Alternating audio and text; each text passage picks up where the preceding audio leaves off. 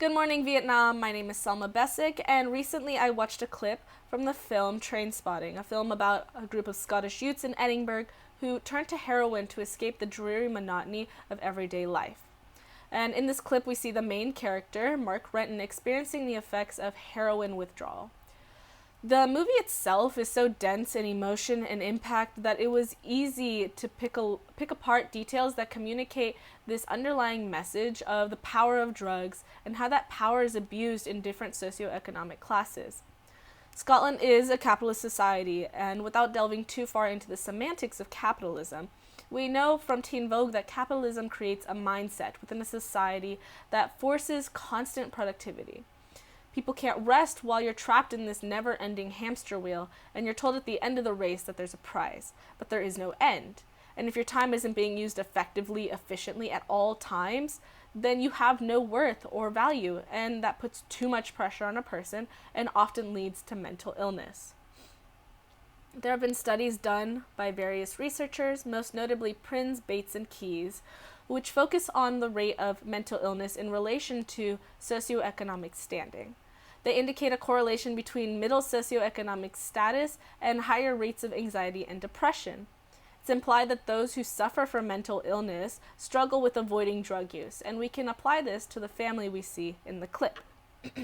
So as we watch the clip, we can talk about the cinematography used by Danny Boyle to represent various dream nightmare situations that occur during drug abuse.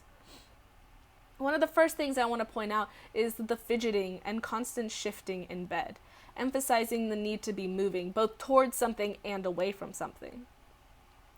Boyle implements a wide-angle lens to distort the shape of the room, making it feel inescapable as the distance from the door grows longer and longer. There's a pulse-like music that instills a rhythm, a constant rhythm that signifies life's rhythm, which is constantly productive, constantly moving, coupled with the train wallpaper, which is both blurred to a monotonous and rhythmic image. As his parents come into the room, there's the unlocking and closing of the door, which echoes throughout the room and represents that feeling of being trapped. There's the use of fisheye lens to remove reality from very real images, while also accentuating reality with images of grotesque, dream-like visuals. I would also like to note the clothing of Renton and his parents do indicate that they are working class, as well as the bare furniture of the room. With the unusual camera angles, the hallucinations appear more nightmare-like, as the angles force us, the audience, to feel the pure fear and desperation running from what they remind him of. Covered in the hazy, dull film of withdrawal, the hallucinations communicate this air of desperation. They reek of anticipation of what's next, but without the use of dialogue. Of course, one of the first things that stands out in this clip is the language.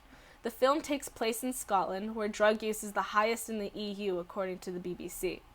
Last year, there were 1,187 drug-related deaths in Scotland, a record and a staggering increase of 27% from the year before. Overdoses are more common in Scotland by some measures than even in the United States. And why? And how does Trainspotting show us why Scotland is so affected by the power of drugs? So here we turn to research. Glasgow researcher David Walsh is quoted in an article by the New York Times about the way history has set up Scotland perfectly to come to a head like this. He says, "It's our history, it's the way we consume drugs. It's the chronic underfunding and underperforming treatment services we have. Underline that with austerity and welfare cuts in recent years, and you've got the perfect storm for this to happen." Scotland has a high working-class population, and according to studies done by the Lancet HIV and the Journal of Substance Abuse Treatment, there's a strong connection between wealth and health.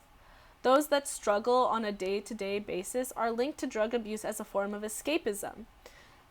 So let's focus on the appearance of the family for a second. This isn't a family coming from wealth.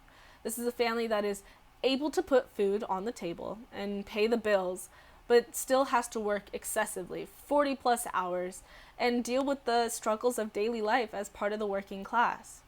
The room is kept bare and is in the same setup it was used when Renton was a child, which points to the loss of innocence in this scene. His parents are dressed conservatively, with his mother donning an apron like a classic housewife, and his father wearing a collared sweater and practical mustache. They are the stereotypical image of a middle-class family.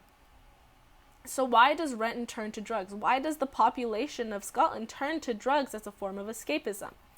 And it's because this life becomes tedious and monotonous very quickly, and drugs are an accessible way to escape. The dreamlike visuals affect the audience by forcing them to see what Renton refuses to face, what he fears the most. But Boyle cleverly makes these hallucinations so prominent in his mind by implementing loud sounds and eye-catching visuals, like the sing-song quality of the girl's voice or the sound of the shackles around the ankles of the man in prison. Boyle impresses the reality that has to come with sobriety. The National Helpline mentions the strong euphoric effects of drugs, which makes quitting all that much more difficult. This is reinforced by the man that literally slides into the frame and reminds Renton of how good it feels, how one hit is better than sex.